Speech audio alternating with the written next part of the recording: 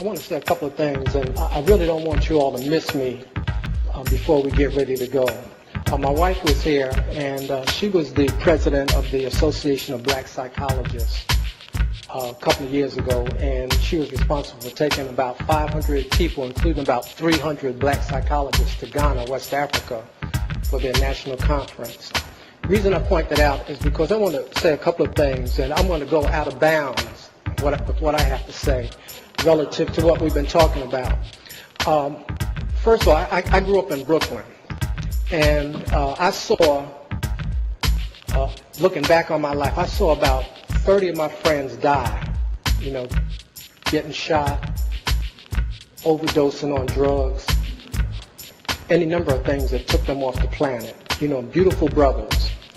So as I started to become more conscious, I looked around, I started asking this very important question. I think the most important question that I ask myself and that you can ask yourself is why? And I wanted to find out what was going on. So I began to change. I began to examine everything. I don't like to use the word critically, but I started to really check things out.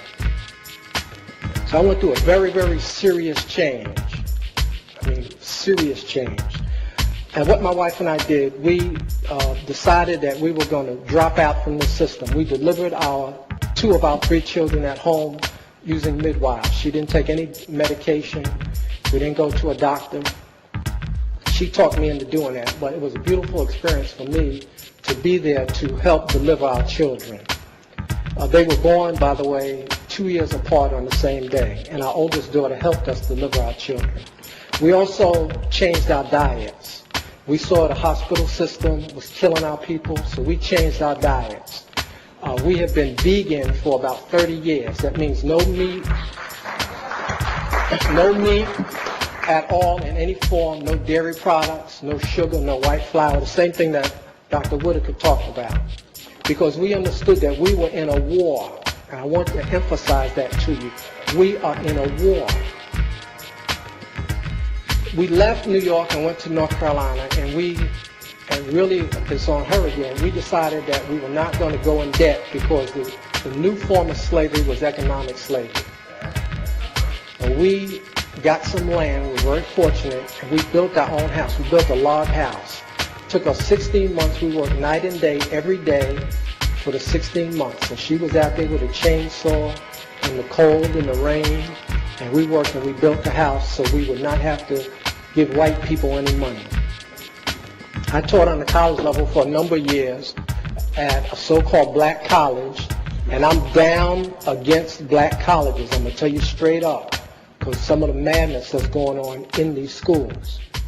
But what I want to say is that there are 2 things going on the planet now. One is that when white people came to us and said, we're going to free you, we're going to emancipate you from the plantation, what they did was extended the boundaries of the plantation and made it an international plantation. Made us think that we were free. In addition to that, they made every white person on earth a plantation master or owner. So there are 2 things in operation. We are in an international prison. Not just in America, but everywhere we go, our people are dying. So the things that are in operation on this planet is that white people want to kill us. I want you to understand that. They want to kill you. And it has nothing to do with what kind of degree you have, what kind of car you have, what kind of title you have, what fraternity you belong to, what religion you belong to. They want to kill you because that is part of their plan. There are any number of reasons why they want to do that. I'm not going to waste my time trying to figure out why they want to kill us. But I know that's what they want to do. And they want to do it in many different ways. Psychological, economic, cultural, spiritual, social, biological, chemical, electromagnetic. They want to kill you. But they also want to make money in the process of your death. Now, I saw a brother when I was coming and he was smoking a cigarette. So now he's going to kill himself, but they're going to make money off of his death process. The other thing is that they want us to, if they don't kill us, like they tried to kill the brother by beating him up in New Orleans, if they don't kill us that way, or shooting like they killed the brother in Cincinnati, or like they killed Malice Green in Detroit, or like they killed Greenwich up in Pittsburgh, if they don't come out right and kill us straight, they want to get us to kill ourselves. Now, these are the only two operations on the planet. The other thing is that there's only one nigger on the planet. I never use that word. This is the first time I've used it. I don't even think that word. But there's only one nigger on the planet. And the nigger that's on the planet is the one that is destroying the water, the one that's polluting the air, the one that is exploiting people and resources. And the only nigger on the planet is the white man and the white woman. And then our people are not niggers. We are imitation niggers.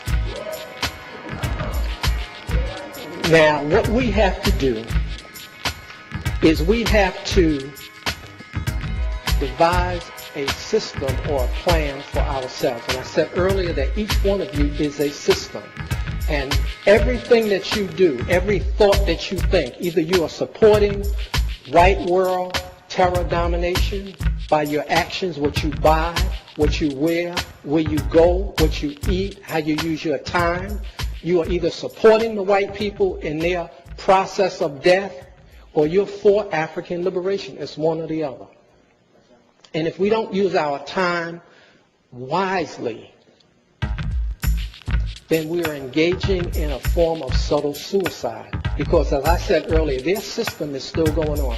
They still have these images on TV that are going on. They're still warehousing our children in the special ed, giving them Ritalin. There's no jobs. We fill in the hospitals. So their system is not stopping. And then finally, I want to say that we need one idea. And we're not thinking about a solution to the problem. We're dealing with all these other things, but these are diversions from the solution to the problem. And we have to start to think about a solution to the problem so that these young brothers and sisters who are here now, who are 15, 16, and 17, are not here 25 years later talking about these same problems.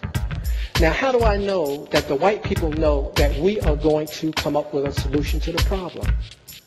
I know it because they have retina scans, they have what they call racial profiling, DNA banks, and they're monitoring our people to try to prevent the one person from coming up with the one idea. And the one idea is how we are going to exterminate white people, because that, in my estimation, is the only conclusion I have come to. We have to exterminate white people off of the face of the planet to solve this problem. Now, I don't care whether you clap or not, but I'm saying to you that we need to solve this problem because they are going to kill us.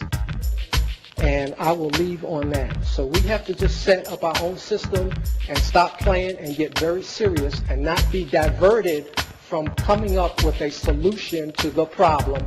And the problem on the planet is white people.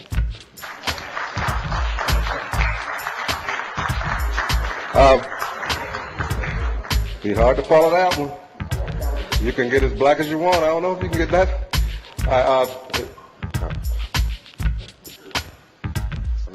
Every one of us will die. And every one of us who's black will be faced by our ancestors who were slaves. And the first question they're going to ask us is, what did you do with your freedom to free other black people? But they're going to ask us, did white people kill us? Did white people kill them? Ladies and gentlemen, we don't have time for racial fanaticism. We are in a country that is trying to destroy us in every way possible, and we must use every weapon that we can think about. We must create new ones. But in the interim between if your lifespan is not spent empowering yourself politically, economically, and psychologically, then don't blame white people, because the only person guilty is you. I laid out a plan. And some would say, well, that's a digression. What are you doing to empower people like you. What are you doing to fight for them? Because I assure you, our ancestors who were slaves will ask you that as soon as they welcome you wherever you're going after you leave here.